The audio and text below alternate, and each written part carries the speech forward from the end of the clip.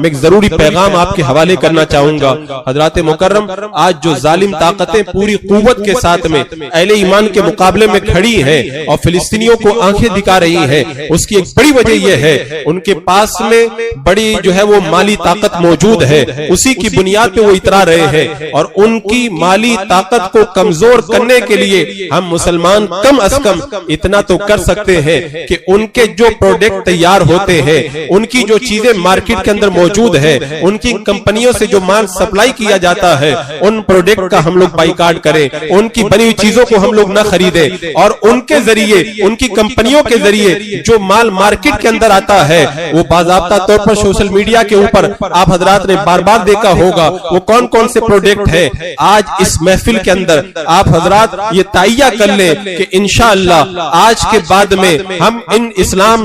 دشمن طاقتوں کے کسی پروڈکٹ کو خرید کر کے انہیں ہم طاقت نہیں پہنچائیں گے۔ میں کہتا ہوں اگر پوری دنیا کے مسلمان اگر یہ وعدہ کر لیں تو چند ہی دنوں کے اندر یہ ظالم طاقتیں گھٹنوں پہ آ جائیں گی اور انہیں جھکنے پر مجبور ہونا پڑے گا۔ انشاءاللہ ہم یہ وعدہ کرتے ہیں، سب لوگ ہم وعدہ کرتے ہیں آج کے بعد میں ان ظالموں کے ان پروڈکٹ کو کبھی استعمال نہیں کریں گے۔ بتاؤ کتنے افسوس کی بات ہے، وہ ہمارے پیسوں کے ذریعے ہمارے ذریعے مال کما کر کے انہی سے ہتھیار خریدیں اور ہمارے مسلمان بھائیوں پر حملہ کریں، اور ہم جو ہے وہ ذرہ برابر بھی غیرت کا اظہار نہ کریں اور زیادہ سے زیادہ ان کے پروڈکٹ کو خرید کر کے انہیں طاقت پہنچانے کی کوشش کریں۔ مسلمان کا طریقہ تو یہ ہوتا ہے، آپ مجھے بتائیں اگر کوئی ہمارے باپ سے دشمنی کرے، اگر ہمارے خاندان سے دشمنی کرے تو اس کے خلاف ہم ہر ایکشن لینے کے لیے تیار ہو جاتے ہیں، اور دوسری طرف ہمارا رویہ یہ ہے عالم اسلام کے خلاف کھڑی ہونے والی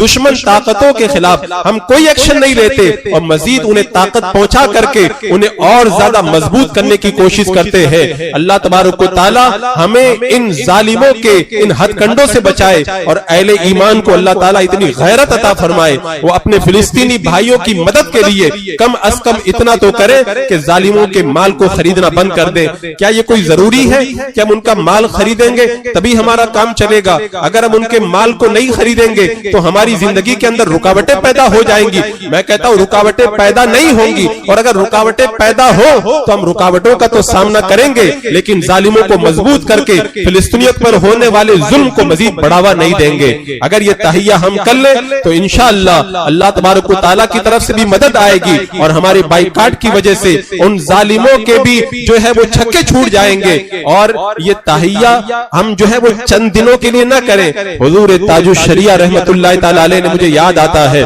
کسی موقع پر بہت پہلے کہا تھا کہ ان ظالموں کا جو پروڈکٹ ہے اس سے دوری اختیار کی جائے۔ اس مرد قلندر نے بہت پہلے اس حقیقت سے آگاہ ہو کر کے ہمیں بھی آگاہی عطا فرمائی تھی۔ ہم نے سمجھنے میں دیر کی، لیکن دیر ہی صحیح، آج بھی اگر ہم سمجھ جائیں تو انشاءاللہ آنے والے وقت کے اندر حالات اچھے ہوں گے۔